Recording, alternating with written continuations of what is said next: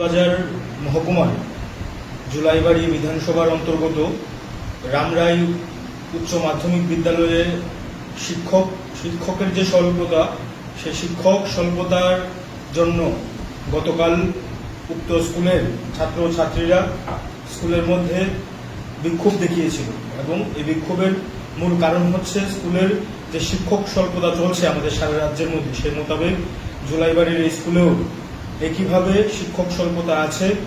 সেই অবস্থায় স্কুলের দুজন গুরুত্বপূর্ণ শিক্ষক, মাধ্যমিক পরীক্ষা শুরু হবে এই সময়ের মধ্যে দুজন শিক্ষককে অন্য একটি স্কুলে বদলি করে দেওয়া হয়েছিল। সেই অবস্থায় ছাত্ররা সিদ্ধান্ত গ্রহণ করে যে তারা বিক্ষোভ দেখাবে এবং যারা বদলি হয়েছেন শিক্ষকরা, তাদের বদলি যাতে কোনোভাবেই না হয় তা প্রশাসনের নজরে নেওয়ার জন্য তারা গতকাল বিক্ষোভ প্রদর্শন করে এবং তাদের দাবি ছিল যে তাদের স্কুলের দুজন শিক্ষক যারা বদলি হয়েছেন তাদের যাতে স্থানান্তরিত না করা হয়। কিন্তু গতকাল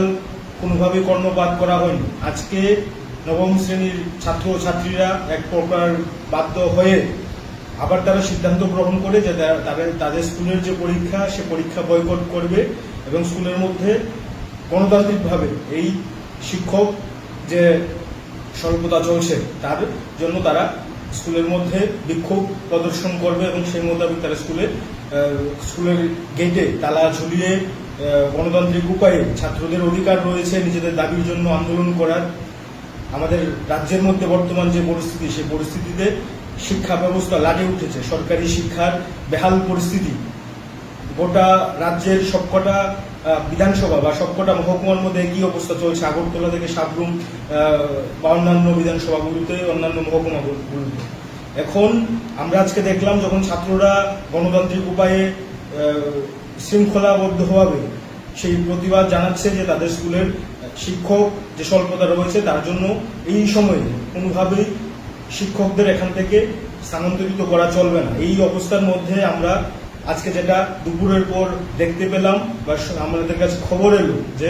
ওই স্কুলের মধ্যে পুলিশকে আনা হয়েছে ডেকে এবং পুলিশ প্রশাসন এই ছাত্রদের উপর ছাত্রীদের উপর লাঠি চার্জ করে এবং সেই লাঠি চার্জের মাধ্যমে অসংখ্য ছাত্র ছাত্রীরা আহত হয়েছে এবং তার মধ্যে 5 জন ছাত্র ছাত্রী মারাত্মকভাবে পুলিশের লাঠির ঘায়ে আঘাত পেয়েছে এবং তাদের একটি হাসপাতালে ভর্তি করতে হয়েছে। এবং এই যখন অবস্থা আমাদের রাজ্যের মধ্যে সরকারি শিক্ষার অভাব বা সরকারি শিক্ষার সুযোগ থেকে প্রত্যেক দিন ছাত্রছাত্রীরা বঞ্চিত হচ্ছে, সরকারি শিক্ষা থেকে তারা তাদের ইচ্ছাকৃতভাবে দূরে সরানোর পরিকল্পনা বিজেপি এবং যে তীব্রামথা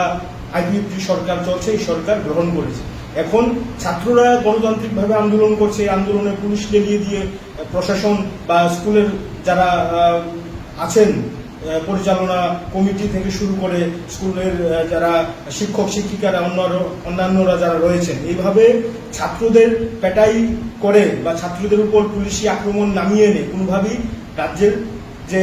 সরকারি শিক্ষার বেহাল অবস্থার থেকে উত্তরণের জন্য ছাত্ররা আন্দোলনে নামতে বাধ্য হচ্ছে। এ থেকে কোনোভাবেই ছাত্রদের বিমুখ করা চলবে না। আমরা ভারতের ছাত্র ফেডারেশন এর তীব্র বিরোধিতা করছি, তীব্র প্রতিবাদ জানাচ্ছি এবং যারা আহত হয়েছে, যারা হাসপাতালে ভর্তি হতে হয়েছে ছাত্ররা, তাদের সরকারিভাবে তাদের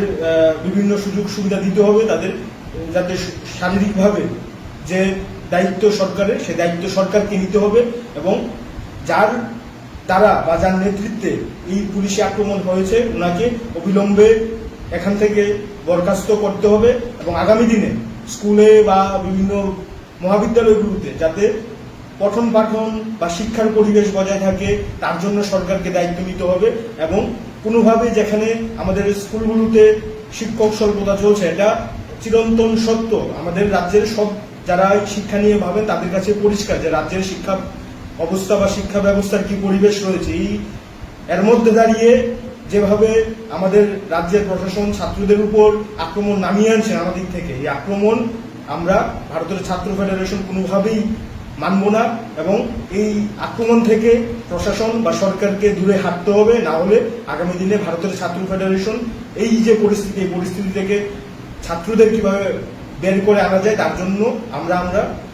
আমাদের সাংগঠনিকভাবে বিভিন্ন উদ্যোগ নিতে আমরা বাধ্য হব এবং আমরা সরকারকে বলতে চাই, প্রশাসনকে বলতে চাই, এরকম ভাবে ছাত্রদের উপর আক্রমণ বন্ধ করা না হলে ছাত্রদের যে বিক্ষোভ সেটা আরো বাড়বে এবং ছাত্ররা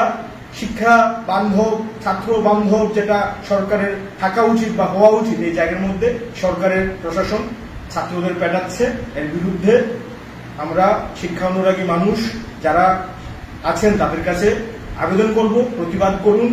এর বিরুদ্ধে যদি প্রতিবাদ না করা হয়, আগামী দিনে রাজ্যের যেখানেই ছাত্ররা পথে নামবে, ছাত্রদের উপর এভাবেই সরকারি নৃশংসতা চালানো হবে।